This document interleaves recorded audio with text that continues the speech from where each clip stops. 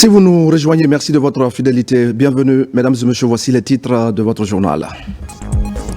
Le coup d'envoi de la campagne agricole 2025 est donné sur l'ensemble du territoire national. Le Premier ministre était à Ditine, dans la préfecture de Dalaba. Amadou Ouriba rassure le monde rural de l'accompagnement du gouvernement. Nous retournons ce soir sur le chantier de réhabilitation de la route Kagbele-Ntanene. Les acteurs sont mobilisés pour l'exécution des travaux, mais en dépit de leur engagement, des lenteurs sont constatées à certains endroits. Une de nos équipes a fait le constat sur place. Plus rien ne semble aller à la Fédération guinéenne de football. Les membres du comité exécutif ont révoqué le président Bouba Sampil et ils expliquent que leur acte est conforme au règlement de l'institution. Vous allez les entendre dans ce journal. Voilà pour le sommaire. Bonsoir à tous. Une autre étape majeure a été franchie ce mercredi dans le cadre du processus d'élaboration de la nouvelle constitution en Guinée. Le Conseil national de la transition a examiné et validé les amendements apportés à l'avant-projet par le panel d'experts mis en place par le président de la République. Désormais, l'avant-projet devient projet et c'est ce dernier justement qui va être soumis au référendum. Ablé Diallo. Ce mercredi 9 avril 2025, restera à jamais inscrit en lettres d'or dans les annales de l'histoire parlementaire de la Guinée. Le projet de constitution de la République de Guinée est adopté à l'unanimité.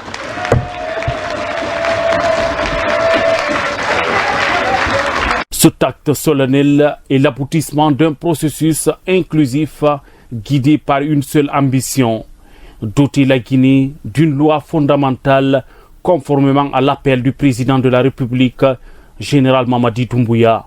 Fruit d'un travail méticuleux, le projet de constitution incarne les aspirations profondes du peuple souverain de Guinée et jette les bases d'une refondation institutionnelle solide et durable. La délibération, c'était de dire, article par article, nous sommes d'accord, nous sommes d'accord, nous sommes d'accord. Et c'est ce que nous avons fait. Après avoir intégré ce qu'ils ont mis, nous avons vu que ça correspondait parfaitement à la mission du CNT, au principe que le CNT s'est donné pour la rédaction de la Constitution et reflétait les valeurs morales et juridiques pour lesquelles il a été décidé de faire une telle constitution. Les contributions des populations pendant la vulgarisation de l'avant-projet et les recommandations du collège d'experts sur la relecture du texte ont permis de bonifier le travail de l'organe législatif de la transition. Une constitution, ce n'est pas un travail facile, parce qu'on ne peut pas satisfaire tout le monde. Elle sera critiquée certainement. Mais nous avons la certitude que nous avons fait le travail à la limite de nos moyens, de nos capacités et de l'amour que nous avons pour notre pays. C'est l'occasion pour moi de féliciter les honorables conseillers nationaux pour la qualité de ce travail, pour la sagesse qui a prévalu dans ce débat, et nous remercions notre Dieu enfin qui a permis et garanti le déroulement de ces débats dans la sérénité, dans la paix. Et nous le demandons de faire de telle sorte que cette délibération puisse plaire à tous les Guinéens et que ce texte-là soit effectivement la constitution qui nous ressemble et qui nous rassemble. En attendant le 21 septembre 2025, date prévue pour le référendum constitutionnel qui est une ultime étape démocratique, les Guinéens peuvent déjà s'enorgueillir d'avoir franchi avec unité et dignité une étape décisive de leur histoire. Et je le disais tout à l'heure au sommaire de ce journal, le Premier ministre, chef de gouvernement, accompagné du ministre de l'Agriculture et de l'Élevage, a procédé au lancement officiel de la campagne agricole 2025 dans la sous-préfecture de Ditine. Et cette année, la campagne est placée sous le thème « Nourrir la Guinée avec ses propres ressources ». Elle vise la campagne à faire de la production locale la principale source d'alimentation pour tous les Guinéens. Ousmane Bangoura. À Dalaba, c'est sur le site de la célèbre ferme intégrée de Ditine, de 600 hectares, que le Premier ministre, chef du gouvernement, Amadou Ouriba, en compagnie du ministre de l'Agriculture et de l'Élevage, a lancé officiellement la campagne agricole 2025-2026 sous une forte pluie. À l'occasion de ce lancement, les potentialités des domaines agricoles de Ditine sont rappelées.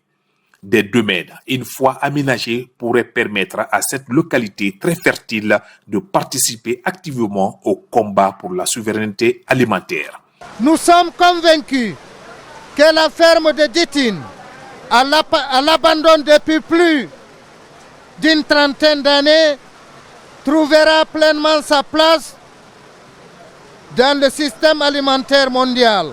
Elle deviendra un modèle de réussite, une référence pour l'agriculture guinéenne et une source de fierté pour toute la nation.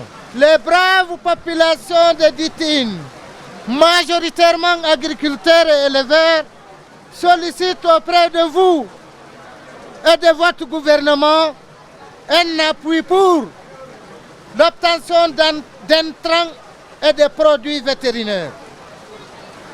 Le reprofilage de la route d'Alaba-Tougué, la construction des magasins de stockage d'engrais et de produits agricoles, la construction d'un centre de formation d'agriculteurs et d'éleveurs à Ditine, la construction d'une usine de transformation de tomates en purée,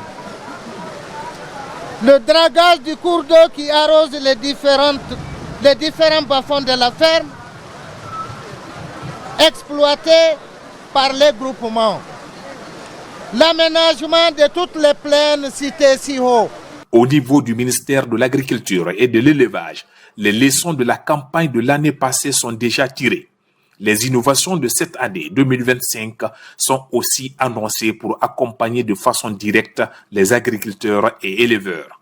Chaque année, nous avons 13 millions d'hectares de terres arables. Nous avons une population qui est jeune et au niveau de la population rurale, nous avons plus de 65% qui sont agriculteurs et éleveurs. Donc, fort de cela, nous disons qu'il est important que nous-mêmes nous puissions consommer ce que nos producteurs cultivent tous les jours dans leurs différents champs et ce que nos éleveurs également produisent comme viande et lait au niveau de leurs différentes fermes.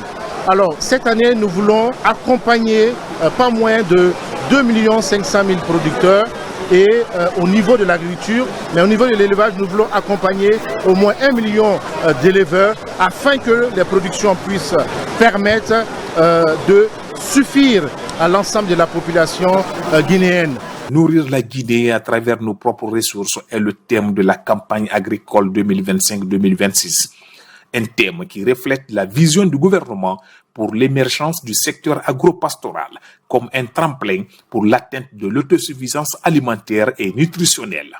Aujourd'hui, pour 2025, avec la pluie qui est tombée, c'est un bon présage que l'année 2025, avec l'aide de Dieu, sera le rebond ou la renaissance de l'agriculture guinéenne. Nous avons jusqu'à présent une contribution de l'ordre de 20% de l'agriculture au niveau du PIB national. L'objectif à terme, dans un moyen terme qui ne doit pas être éloigné, c'est d'atteindre une contribution à hauteur de 40%. 40% de contribution du secteur agricole va transformer fondamentalement la Guinée. Cela veut dire qu'il y aura de la nourriture pour tous. Nous atteindrons le niveau zéro faim, qui est un objectif stratégique majeur que nous avons. Et nous aurons un emploi, un plein emploi de nos forces productives qui aujourd'hui sont un peu laissées en déshérence. Les jeunes dans les villes qui se posent des questions sur ce qu'ils vont devenir, alors que la terre guinéenne elle est fertile, nous avons de l'eau, nous avons des espaces, nous devons les aménager, nous devons apprendre à gérer correctement l'eau et à partir de ce moment-là, le reste, la formation technique sur le plan agricole, sur le plan de la mécanisation, nous permettra d'atteindre des seuils de production suffisamment élevés. Après le lancement officiel de la campagne agricole, le Premier ministre Amadou Ouriba a visité un périmètre de 24 hectares de cultures associées de tomates, d'oignons et de pastèques, d'un paysan modèle de Ditine qui produit des milliers de tonnes de tomates pour approvisionner le marché. Merci à Ousmane Bangoura pour ces précisions. Pendant ce temps, la filière Fonio va connaître un nouvel essor dans notre pays avec le lancement du projet Fonio Durable de Guinée. C'est un projet qui se donne pour ambition d'accompagner les petites et moyennes entreprises dans l'exportation du Fonio vers les marchés internationaux. Avec la campagne agricole qui vient d'être lancée, le gouvernement compte appuyer les producteurs locaux afin de valoriser et rentabiliser leurs activités. Nabila Moussa Kamara. Le projet de Fonio Durable de Guinée est officiellement lancé à Conakry, marquant une étape importante pour le développement de cette culture emblématique. Pendant 2 années, des experts du Centre de promotion des importations ont encadré des acteurs et chefs d'entreprise de la filière Fonio dans les préfectures et sous-préfectures du pays. Le gouvernement guinéen, engagé dans la valorisation de l'activité des producteurs, soutient les initiatives visant à renforcer la chaîne de valeur du Fonio. C'est une place importante pour nous, étant donné que l'interprofession veut vraiment restructurer les producteurs, la formation et la valorisation surtout. C'est l'objectif du projet CBI aujourd'hui, d'essayer vraiment comment on peut valoriser nos produits sur le plan national et international. Parmi les filières prioritaires se situe ici la filière Fonio. Et donc pour la filière Fonio déjà, il y a des actions immenses qui sont entreprises cette année afin que la production de la filière Fonio de notre pays aille vers les 602 000 tonnes par an. Pour promouvoir l'autosuffisance alimentaire et développer la culture du Fonio en Guinée, cette rencontre a permis d'aborder les questions relatives à l'organisation du secteur et de discuter des défis à relever pour le développement de cette filière. Nous avons dessiné un programme qui va évidemment évoluer au fur et à mesure que nous allons l'implémenter, mais voilà, l'objectif et de former ces entreprises qui ont été sélectionnées, de les accompagner à tous les niveaux. Nous sommes ici ensemble pour présenter le défi de projet et aussi pour expliquer les activités avec les PME guinéens pour exporter vers l'Europe et les marchés internationaux. Cultivé depuis plusieurs années en Guinée, le Fonio représente un atout majeur pour le pays. Alors que la campagne agricole est en cours, les autorités guinéennes s'engagent à multiplier les efforts pour soutenir les producteurs locaux et transformer la culture du Fonio dans les années à venir. Dans l'actualité encore, le président du comité stratégique de Simandou a reçu ce mardi une délégation de la Banque mondiale conduite par son économiste en chef. Cette mission stratégique est venue constater les avancées du projet Simandou et jeter les bases de nouveaux cadres de partenariat pays 2026-2031, cela en parfaite harmonie avec la mise en œuvre du programme Simandou 2040. Omar Bari. Sous le magistère du président de la République, Son Excellence le général Mamadi Doumbouya, la Guinée change de visage et de trajectoire. Longtemps perçu comme un simple réservoir de ressources minières, notre pays s'impose désormais comme une destination stratégique de coopération multidimensionnelle portée par une vision audacieuse, celle du programme Simandou 2040. Depuis le 5 septembre 2021, la Guinée connaît une transformation sans précédent. En un temps record, les bases d'un développement durable et responsable résolument tournées vers l'avenir ont été posées. Cette dynamique imprimée par un leadership visionnaire replace la Guinée au cœur de l'échiquier économique africain et international. Symbole de cette renaissance, le méga-projet des mines de Simandou, longtemps enlisé, devient aujourd'hui une réalité palpable. Il s'est métamorphosé en levier stratégique d'un programme de grande envergure, Simandou 2040. Ce programme ambitieux structure la transformation socio-économique de la Guinée autour de 5 piliers majeurs: l'agriculture, l'industrie alimentaire et le commerce, l'éducation et la culture, les infrastructures, les transports et les nouvelles technologies, l'économie, les finances et l'assurance, la santé et le bien-être. C'est dans ce contexte justement de transformation que s'inscrit la visite de haut niveau de la Banque mondiale conduite par son économiste en chef, M. Andrew Dabalen. Cette mission stratégique, preuve de cette crédibilité retrouvée, est à la fois une mission d'évaluation, d'échange et de consolidation des relations entre la Guinée et l'institution de Bretton Woods, soulignant ainsi l'intérêt grandissant des institutions internationales pour la vision du chef de l'État, son Excellence, le général Mamadi Doumbouya. L'objectif de cette visite est de constater les avancées du projet Simandou et jeter les bases du nouveau cadre de partenariat pays 2026-2031 en parfaite harmonie avec la mise en œuvre du programme Simandou 2040. Dès son arrivée, la délégation a entamé lundi une série de rencontres avec les plus hautes autorités du pays.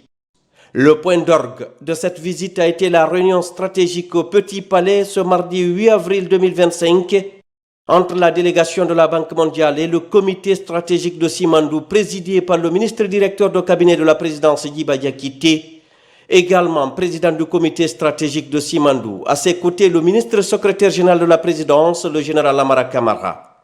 Étaient également présents des ministres et membres du comité stratégique de Simandou ainsi que des cadres de l'administration publique.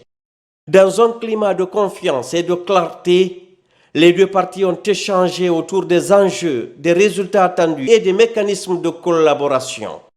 Le ministre Yiba Diakité a tenu à souligner l'alignement parfait entre les ambitions de la Guinée et les axes prioritaires de la Banque mondiale. Il a insisté sur le rôle moteur du capital humain, de la gouvernance et de la transparence.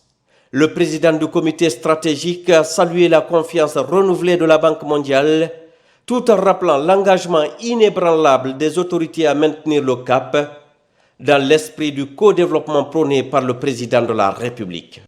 Je parle au nom de tous les membres du comité stratégique de Simandou, remercier vraiment le chef économiste de la Banque mondiale de pouvoir trouver dans son agenda, venir rencontrer et surtout partager l'intérêt de l'institution au programme. Nous exprimer aussi son souhait, le souhait de l'institution d'accompagner la mise en œuvre du programme dans une approche de co-construction en suivant les orientations stratégiques du comité stratégique qui est mandaté par le chef de l'État pour la mise en œuvre de ce programme stratégique de développement socio-économique, durable et responsable, Simandou 2040. Simandou 2040, avec ces 5 piliers. Ces 5 piliers représentent, en termes d'image, de s'occuper d'abord du ventre des gens, avec l'agriculture, l'industrie alimentaire, le commerce.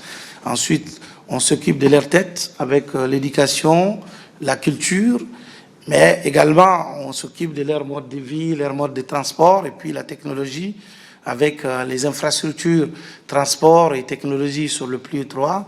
Et puis, on s'occupe aussi de leurs poches, avec l'économie et la finance, et puis tout ça pour leur santé et leur bien-être. Dans une approche de co-construction, au-delà de l'envie, nous avons aussi besoin de l'expertise, nous avons besoin de se reposer sur l'accompagnement de toute la couche socio-économique de la nation, mais aussi des partenaires stratégiques clés tels que la Banque mondiale et d'autres institutions financières qui peuvent nous permettre de minimiser le risque de pouvoir implémenter le programme. Notre ambition, c'est de faire en sorte que Simandou devienne pour nous comme ce qui a été le pétrole pour les pays du Golfe.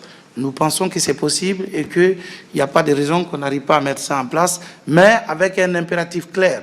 Le contenu local doit être au cœur et le contenu local doit aussi s'adosser au capital humain. Parce que nous pensons que si nous voulons continuer à garantir notre souveraineté, il faut continuer à former non seulement les Guinéens d'aujourd'hui, mais aussi les futures générations. C'est pourquoi, dans le cadre, par exemple, de ce programme, le chef de l'État a pu donner les orientations stratégiques pour qu'une bonne partie, notamment un quart des revenus de Simandou, soit dédié à l'éducation. Notre ambition dans le cadre du programme est très claire. C'est comment faire en sorte de transformer la Guinée pour les 15 prochaines années en une économie de destination avec des services de qualité et également comment faire en sorte de faire de la Guinée, en termes d'archétype, une économie aussi des ressources, puisque nous avons des ressources considérables. L'économiste en chef de la Banque mondiale, André Dabalen, et tous les membres du pool de la Banque mondiale qui l'accompagnent ont unanimement salué la cohérence et la profondeur de la vision Simandou 2040, mettant en avant l'intelligence de la diversification sectorielle pour sortir de l'économie de rente minière. L'économiste en chef de la Banque mondiale a aussi réitéré l'engagement de son institution à accompagner la Guinée, notamment par un appui technique et une mobilisation de son expertise. J'ai eu l'occasion, avec mes collègues, de rencontrer le comité stratégique de Simandou. Nous avons écouté attentivement, nous avons pu comprendre de la part du comité stratégique qu'il y a une vision claire, une vision inspirante pour vraiment utiliser l'opportunité du projet Simandou pour amener la prospérité et la transformation à l'économie guinéenne. Les discussions étaient très constructives et nous avons vraiment convenu avec le comité stratégique de pouvoir continuer les discussions. Elles comprenaient également sur base de l'expérience internationale, qu'est-ce qui a marché et qu'est-ce que la Guinée peut utiliser dans sa propre définition propre de ce que serait ce chemin de succès pour une transformation de la Guinée. Et nous sommes, comme institution, disposés à continuer à travailler en partenariat, en co-création avec le comité stratégique. C'était une rencontre très fructueuse. La Banque mondiale a vraiment participé aux différents ateliers que nous avons organisés avec des cabinets, que ce soit KPMG ou Rothschild, dans l'élaboration du programme Simandou 2040. C'est le lieu de les remercier de leur apport. On a identifié 14 secteurs de croissance. Au-delà de cela, on a à peu près une centaine de projets et une cinquantaine de réformes. Au-delà du capital humain, nous voulons que la Banque mondiale nous accompagne pour la mise en place de fonds souverains qui est essentiel pour le développement et le financement du programme en soi. Au-delà de cela, nous avons parlé de la notation souveraine aussi, que nous pouvons capitaliser sur l'apport de la Banque mondiale. À l'issue de cette visite, les partenaires de la Banque mondiale repartaient édifiés et convaincus du potentiel de la Guinée et de la solidité du programme Simandou 2040. Ils voient désormais en notre pays un partenaire fiable, structuré et tourné vers l'avenir. Cette délégation de la Banque mondiale repart donc conquise, rassurée par la vision du chef de l'État, la méthode et la volonté politique qui animent l'action publique en Guinée. Sous l'impulsion du président de la République, la Guinée assume pleinement sa mue. D'un pays riche en minerais, la Guinée devient un pays d'excellence en matière de co-développement, un modèle d'intégration économique durable, responsable et global avec Simandou 2040 comme boussole. Nous allons encore rester avec Omar Bari et nous allons continuer de parler du programme Simandou 2040 avec cette fois la construction des raffineries d'alumine en Guinée. Le ministre des Mines vient d'échanger avec Alcoa, partenaire de la CBG aux États-Unis d'Amérique. Cette rencontre s'inscrit dans le cadre des efforts pour revitaliser et développer les chaînes de valeur de l'industrie minière dans notre pays. Le lundi 7 avril 2025, le ministre des Mines et de la Géologie, Bouna Sylla, a rencontré à Pittsburgh, aux États-Unis d'Amérique, Bill Oplinger, président-directeur général d'Alcoa, afin de discuter de la mise en œuvre du programme Simandou 2040 et des projets associés à la transformation des produits miniers en Guinée. Cette rencontre s'inscrit dans le cadre des efforts visant à revitaliser et développer les chaînes de valeur de l'industrie minière du pays, conformément à la vision du président de la République, son Excellence le général Mamadi Doumbouya. Les discussions ont été menées en présence de plusieurs personnalités, dont Ali Seydou Bassouma, ministre conseiller à la présidence, Madame Sidibé Fatoumata Kaba, ambassadeur de la Guinée aux États-Unis, Daouda Diakité, conseiller principal du ministre des Mines, Monsieur Koulako Kamara, directeur général du Fonds minier, et du conseiller économique de l'ambassade de Guinée aux États-Unis d'Amérique. Pour rappel, la société Alcoa, créée en 1894, est l'une des plus grandes productrices mondiales d'aluminium. Elle est présente en Guinée depuis 1963. C'est le plus ancien partenaire de la Guinée dans le secteur minier.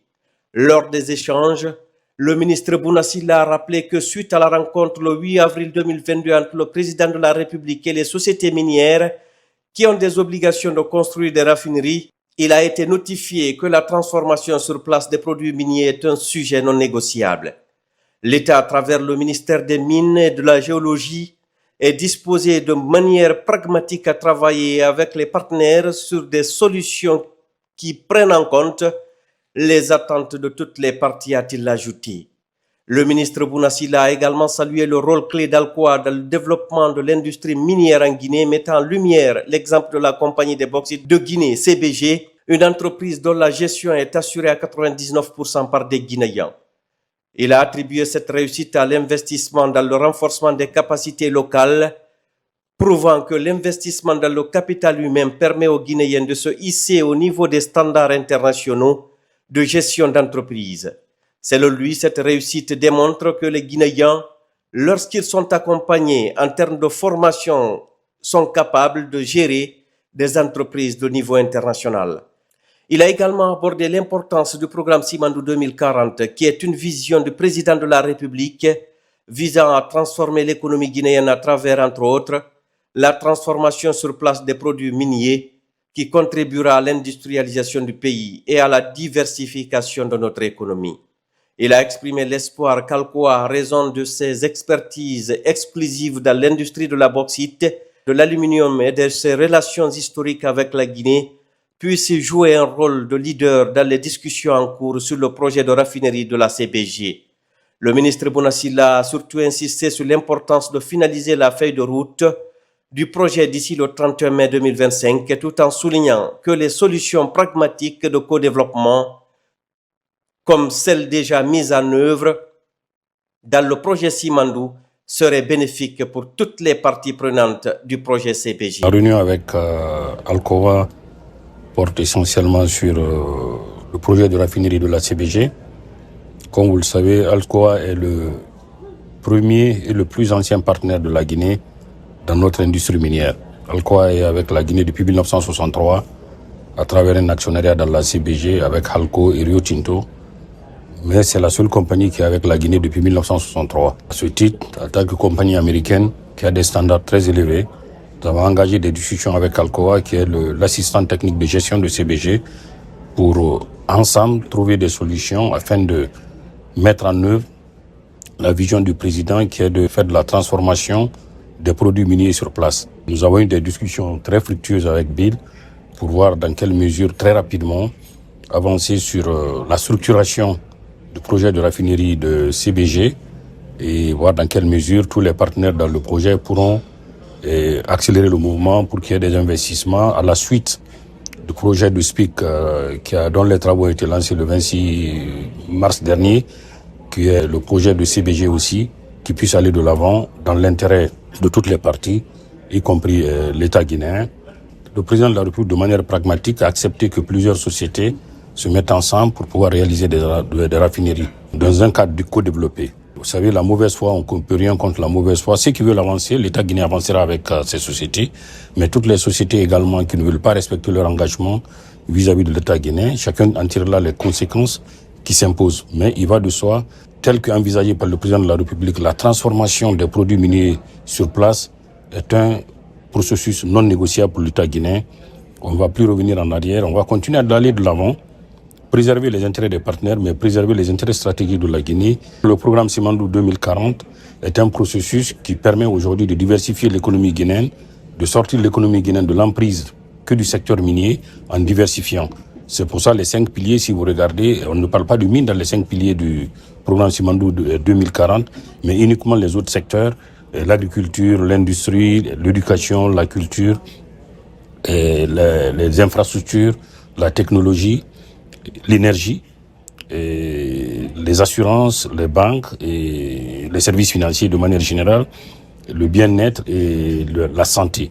Donc si, comme l'a dit le président, l'objectif de la Guinée est d'utiliser le secteur minier comme un catalyseur de l'ensemble de l'économie nationale, à ce titre de réduire la part du secteur minier dans le PIB de la Guinée afin de permettre les autres secteurs de se développer. C'est ce qui va amener notre pays vers une économie responsable, durable et dans l'intérêt de notre nation.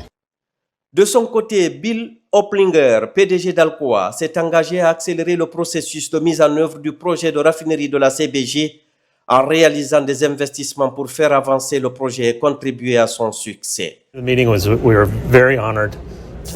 Nous sommes honorés d'accueillir à Pittsburgh la délégation guinéenne constituée de Monsieur le ministre, les ambassadeurs et les collaborateurs. Nous entretenons une relation de longue date avec le gouvernement guinéen à travers la CBG et Alcoa. Les discussions d'aujourd'hui ont porté sur la manière d'étendre cette relation dans le futur et de la façon dont nous pourrions potentiellement faire progresser le pays grâce à une transformation plus poussée de la bauxite sur place.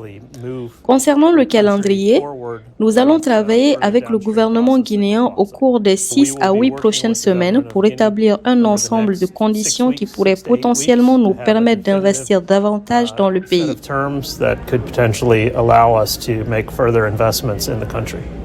Ces échanges fructueux entre la partie guinéenne et Alcoa marquent une étape cruciale dans la mise en œuvre de la vision ambitieuse du président de la République, son Excellence le général Mamadi Doumbouya, qui consiste à diversifier les partenariats et les origines des investissements dans le pays.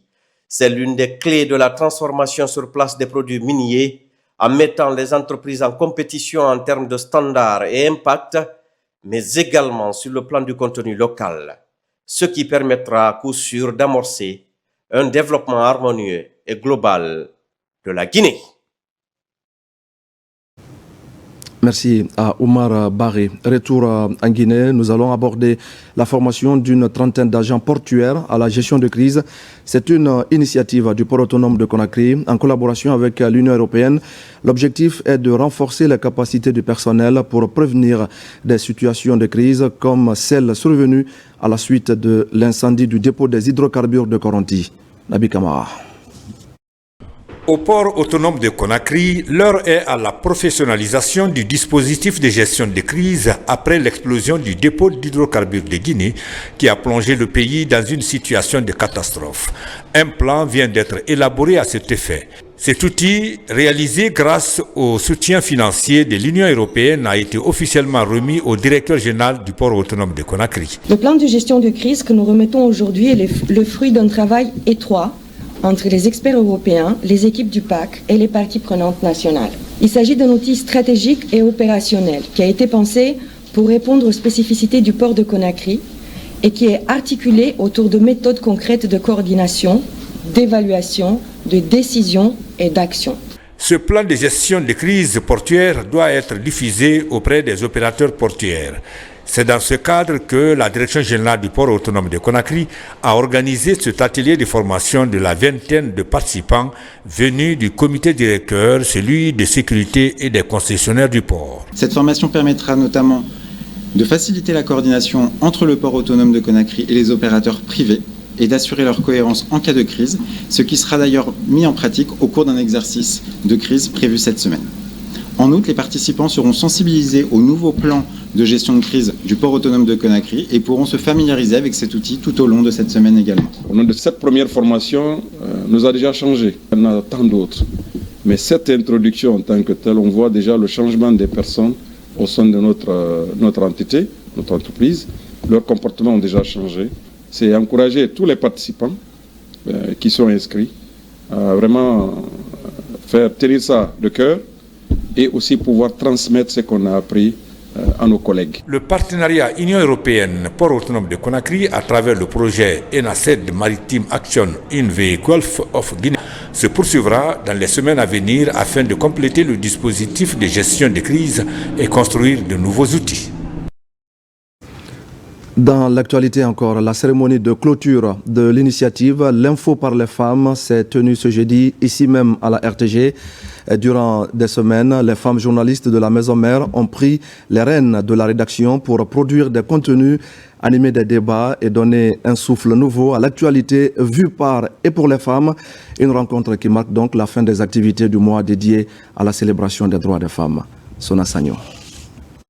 C'est dans une ambiance à la fois conviviale et engagée que s'est tenue à la rédaction de la radio nationale la cérémonie de clôture de l'initiative Info par les femmes, portée par les femmes journalistes de la RTG, lancée au début du mois de mars. Ce programme ambitieux visait à mettre en lumière le travail, le regard et la voix des Guinéennes qui se battent nuit et jour pour leur bien-être. Mémoire, le 8 mars est célébré comme Journée internationale des droits des femmes. Mais cette année 2025, les femmes de la rédaction du journal Parler ont fait l'exception en présentant toutes les éditions, même les 22 heures, les réalisations, les reportages. Et donc ce mois ne pouvait pas se terminer ainsi sans que nous célébrions. Heureuse de prendre part à cet événement et l'occasion pour moi de remercier les organisatrices de cet événement parce que l'événement était relatif aux activités menées pendant le mois de mars, le mois de la femme. Et j'ai compris que pendant les 30 jours du mois de mars, les femmes ont réalisé le journal Parler de la RTG. C'est un point important à souligner, à magnifier. La cérémonie de clôture a rassemblé des personnalités du monde des médias, des membres du CNT, des affaires étrangères et du plan. Des discours, témoignages et remises de distinction ont ponctué cette matinée riche en émotions et en réflexions. J'ai écouté pendant un mois. J'avais pris tout mon temps pour vous écouter. Parce que honnêtement, je suis resté longtemps DGA pendant toute ma carrière ici. Mais c'est la première fois que les femmes acceptent de prendre un mois pour gérer l'antenne de la radio. C'est une première. Dans ma gestion, il n'y a pas trop de discours. En venant en Guinée, on est venu avec des projets pour aider tous les Guinéens. Et le projet s'appelle Chefed, je viens avec une équipe. Et c'est dans ce cadre-là que nous sommes venus remercier les femmes. Et nous vous félicitons. Nous avons vu vos activités, vos réalisations. Cette cérémonie symbolise non seulement la fin d'un mois d'engagement, mais aussi le début d'un plaidoyer pour une représentation plus équilibrée et inclusive dans les rédactions du pays. Bravo donc aux femmes journalistes de la RTG qui étaient aux commandes des informations durant tout le mois de mars. Bravo à elles. Je le disais au sommaire de ce journal, depuis le 5 septembre 2021, la modernisation des infrastructures routières est essentielle pour le gouvernement guinéen. Il s'agit de garantir la sécurité et le confort des citoyens. C'est le cas par exemple du tronçon Kagbelen-Tanene dont les travaux de reconstruction se poursuivent. Sur le terrain, vous allez le voir, les acteurs multiplient des efforts, même si des lenteurs sont enregistrées à certains endroits de la route. C'est un constat sur place de Daouda Tabansila et Fodé Barry. En août 2024, Voici l'état que présentait le tronçon Kagbele-Tanene. À cette époque, les usagers de cette route traversaient d'énormes difficultés dans la circulation. De Kagbele à Tanene, ça ne va pas vraiment du tout. Chaque fois, on a des problèmes de suspension ici. Si vous augmentez à 2x2, ça va nous arranger. Toutes nos voitures sont endommagées. Justement, c'est en réponse à ces cris de cœur des chauffeurs et passagers que le gouvernement a pris l'engagement d'entamer les travaux d'urgence pour la reconstruction de ce tronçon. Des actions sur le terrain qui commencent à soulager plusieurs usagers. Je vais à Boké. Il y avait trop de difficultés sur cette route, mais nous trouvons que beaucoup de travaux sont réalisés. Nous remercions le chef de l'État et lui demandons de continuer sur cette lancée. Je suis sur le tronçon Conakry-Boké, comme ça, jusqu'à Sangarégui. On constate quand même qu'il y a un changement, mieux par rapport au passé maintenant. Quand même, on apprécie, on aimerait que ça continue comme ça. Mais je dirais à tout le monde d'être prudent encore. Surtout être prudent et mieux prendre soin de la route aussi. La route est bien goudronnée, bien bitumée. Ce que nous pouvons demander aux usagers, tous les gros porteurs, leurs syndicats qui vont essayer de sensibiliser leurs chauffeurs de ne pas remettre les véhicules aux apprentis. On n'apprend pas un gros porteur du véhicule sur la route de Doubreka, parce que la route est un peu extrême. Voilà les difficultés que nous avons ici. Sur la nationale numéro 3, le tronçon Kagbele-Tanene est long de 62 km. Pour ce projet de reconstruction, le tronçon a été sectionné en deux parties entre la société Satom et Cibitec. La première commence de Tanene jusqu'au pont Sumba à Horira. La deuxième tranche part de la Sumba à Kagbele, qui est à ce jour exécutée par Cibitec. Pour le respect des clauses du contrat, l'entreprise est pratiquement sur les travaux de finition. On remercie le président, M. Mamadi Doumbouya. Vraiment, il a travaillé parce qu'avant, pendant la saison de pluie et maintenant, il y a beaucoup de différences. Et il y avait tellement de l'embouteillage à l'avant, mais maintenant, ça s'améliore. Aux chauffeurs aussi, c'est être prudent et rouler tout doucement. À chaque moment, il y a des accidents mortels et on doit éviter cela. Il y a un changement parce qu'ils ont rempli les trous. Ce qu'ils ont constaté, la deuxième course, ils sont en train de faire ça aussi. Tout ça là, c'est bon. Mais la route, c'est un peu petit. Cependant, de Horira à Tanene, la souffrance des usagers n'est pas encore terminée. Le tronçon est dans un état de dégradation très poussé. Avec des nids de poules et d'éléphants, le quotidien des usagers se passe dans un flot de poussière entre les secousses. Je veux parler au gouvernement. La société à qui il a confié ce tronçon n'est pas en train de travailler. Il y a encore beaucoup de parties qui ne sont pas faites sur cette route. Ils doivent revoir leur façon de travailler. En plus de cette route, le gouvernement guinéen prévoit la construction d'une autoroute 2x2 avec un système de péage Kagbele-Tanene long de 50 km.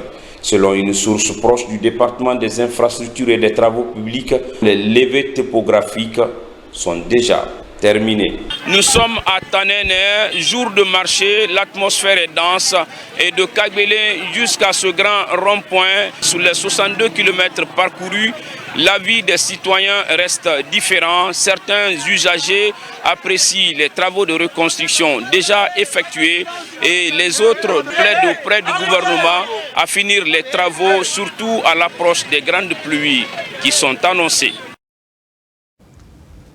Merci à Daouda Tabansila pour cette immersion. Dans l'actualité encore, vers la généralisation du préscolaire en Guinée, les acteurs concernés par la question sont depuis ce matin en formation. C'est pour pouvoir mettre en place des stratégies qui facilitent la mise en route de la filière préscolaire. Ce sont les ministères de l'enseignement technique et de l'enseignement préuniversitaire qui portent le projet avec pour objectif de consolider l'apprentissage à la base à travers des outils innovants. Bakari Bamba Kondé. L'éducation préscolaire est reconnue comme essentielle pour le développement des enfants. Le ministère de l'enseignement technique, de la formation professionnelle et de l'emploi, à travers sa direction nationale de l'éducation préscolaire, se mobilise pour généraliser cette filière. À l'ISEG de Lambaye, un atelier préparatoire de la filière préscolaire dans les écoles normales d'instituteurs de 4 jours est donc organisé à l'intention des formateurs, des éducateurs et des décideurs pour discuter des stratégies et des méthodes nécessaires à l'implémentation efficace de la dite filière en République de Guinée. Le préscolaire, c'est le fondement. C'est la fondation de tout système éducatif. Vous pouvez aujourd'hui être docteur, vous pouvez être professeur agrégé, mais vous ne pouvez l'être que lorsque vous êtes passé par un certain nombre d'étapes antérieures. Et parmi ces étapes antérieures, la première, le socle, la base, le soubassement, c'est vraiment le préscolaire. Depuis 2014, nous avons formé des élèves maîtres dans cette filière et nous avons acquis des expériences que nous comptons transmettre aux autres collègues pour que la filière préscolaire connaisse vraiment une grande place dans le système éducatif guinéen. Des réformes sont envisagées pour des sessions interactives sur des méthodes pédagogiques innovantes adaptées aux préscolaires entre les départements de l'enseignement technique et pré-universitaire. Nous allons peut-être sortir de la durée classique de préscolarisation qui est de 3 ans, c'est-à-dire petite, moyenne et grande section, pour les enfants qui feront une seule année, c'est-à-dire que les CPP, les classes pré-primaires, ou peut-être quand on va mettre en pratique la réduction de 3 années à 2 années, donc adapter et tout ce que nous allons produire ici à ce cycle de formation-là. Avec l'engagement et la collaboration des acteurs du système éducatif, l'espoir est permis pour construire une base solide pour le développement futur des enfants, garantissant ainsi une éducation inclusive et équitable pour tous. Et puis après la sous-préfecture de Tanene, l'équipe du Moussa Code, dirigée par Adja Diaba Doumbouya, poursuit sa tournée nationale. Dans la préfecture de Bofa, la délégation a été accueillie avec tous les honneurs et c'est dans la grande salle de conférence de la mairie que le bureau fédéral communal a été officiellement installé. Kelfara, Presse Camara. La coordination nationale du Mosacode poursuit ses initiatives d'installation des bureaux fédéraux à l'intérieur du pays. Après l'étape de Tanene, la délégation arrive à Bofa. Ici, un accueil chaleureux est réservé à la mission du Mosacode conduite par sa coordinatrice. Tout comme dans les autres localités, Bofa a désormais son bureau fédéral communal installé. Depuis la prise de pouvoir du président de la République, ce qu'il est en train de faire en Guinée, au vu de tout le monde sait, c'est son travail. Donc, Bofa est derrière ça. Nous leur souhaitons la bienvenue à Bofa, Raponkari, Opongo, Fatala. Tout Bofa est pour Mamadi Doumbouya et resteront pour Mamadi Doumbouya. Bofa le soutient et l'accompagne dans ses projets de réalisation du vœu de développement pour la jeunesse. Cet engagement des autorités et des citoyens en faveur des idéaux de développement amorcés par le président de la République, le général d'armée Mamadi Doumbouya, est vivement salué par la délégation du Mosacode. Nous sommes très contents de l'accueil. Bofa est dans l'esprit. Vu l'atmosphère, on ne fera que les remercier et les dire de redoubler d'efforts, de continuer à sensibiliser. On doit l'accompagner, on n'a pas d'autres candidats. Cette mission d'installation des bureaux fédéraux du Mosacode à travers tout le pays vise à renforcer la mobilisation et la sensibilisation des citoyens autour d'un idéal commun. C'est celui de bâtir une Guinée unie et prospère sous le leadership du président général Mamadi Doumbouya. Le mouvement de soutien au président de la République, le général Mamadi Doumbouya, dénommé Les Verts, poursuit également ses activités sur le terrain, piloté par la structure Benedi Records. Le mouvement a organisé tout récemment un concert géant dans certaines localités relevant de la préfecture de Forêt-Karia. Un festival au cours duquel les valeurs de la transition ont été rappelées en présence de nombreux citoyens et des autorités locales. Abakar Djabi et Suleiman Kaba. Le mouvement de soutien dénommé Les Verts continue de prendre une ascension fulgurante sur le terrain, tout en touchant plusieurs contrées rurales du pays. Cette structure promotrice des acquis du chef de l'État général Mamadi Doumbouya, mise en place par Benedi Records, communie avec les populations de Pamlap et Maferenya. À travers ce géant concert, il rappelle les réalisations sous le CNRD. Pamela Poussedi, oui à la nouvelle constitution. Pamela pour dire oui au président Mamadi Doumbouya. Pamela, aujourd'hui, les jeunes sont engagés, les femmes sont engagées. Et là où je vous parle, aujourd'hui, il est en train de travailler même ici, faire des dispensaires, faire des écoles. Aujourd'hui, nous sommes là à accompagner M. Bénédicte Record avec le mouvement Les Verts pour soutenir les actions du CNRD en sa tête, le général Mamadi Doumbouya. Nous sommes vraiment contents et nous le soutenons. Ici, cette initiative de la structure Bénédicte Records est bien perçue dans l'ensemble. Elle touche les deux localités de Pamlap et Maferenya, relevant de la préfecture de Forokaria. C'est un devoir pour moi en tant que citoyen, pas artiste, mais en tant que citoyen convaincu d'accompagner aujourd'hui notre cher président.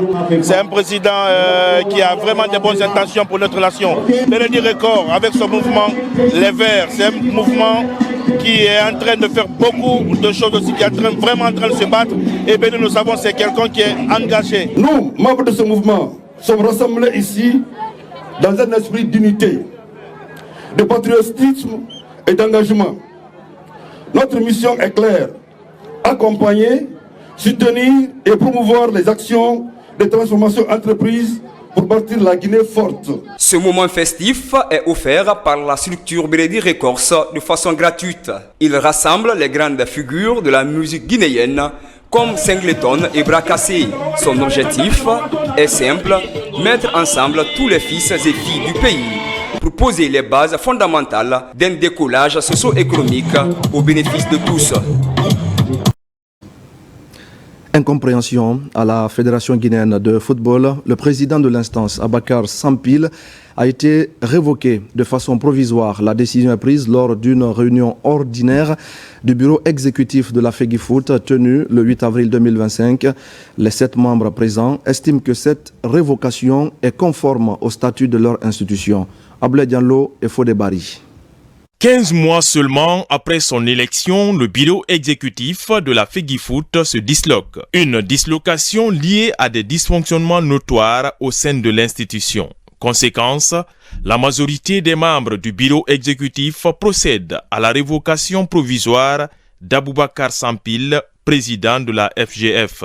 La décision intervient conformément au statut de l'instance, notamment l'article 40, alinéa 1 et 5. Les faits ayant conduit à cette décision concernent des dysfonctionnements graves, notamment un déficit de transparence, une communication interne et externe déficiente, une gouvernance fragilisée et des pratiques financières incompatibles avec les exigences de bonne gestion.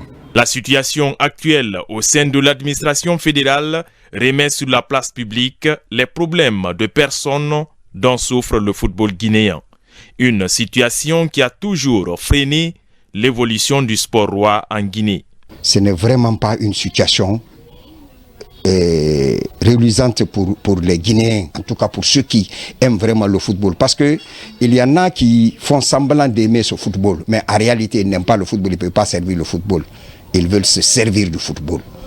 Donc ça, c'est très difficile. Donc il faudrait que ceux qui ont charge de choisir les responsables qui doivent gérer le football, vraiment se fondent sur des critères objectifs. Il y a un concept qui est en train de traumatiser les Guinéens. C'est le concept de personne ressource. C'est la personne fortunée qui a de l'argent. Oui, c'est vrai que le football aujourd'hui, ça est dans sa dimension économique. Mais quand on parle de personnes ressources, c'est des personnes aussi qui ont des expertises avérées dans certains domaines du football. En vertu de l'article 36, alinéa 8 des statuts et en attendant l'Assemblée générale prévue le 8 mai 2025 à Conakry, la présidence sera assurée à titre intérimaire par Sori Doumbouya, vice-président le plus âgé au sein du comité exécutif. Et voilà, mesdames et messieurs, c'est la fin de ce journal. Merci à tous de l'avoir suivi. Merci également à toutes les équipes qui m'accompagnent depuis 4 jours maintenant. Je vous retrouve très bientôt pour d'autres actualités de la Guinée, notre paradis, terre de richesse et d'innovation. Bonsoir à tous.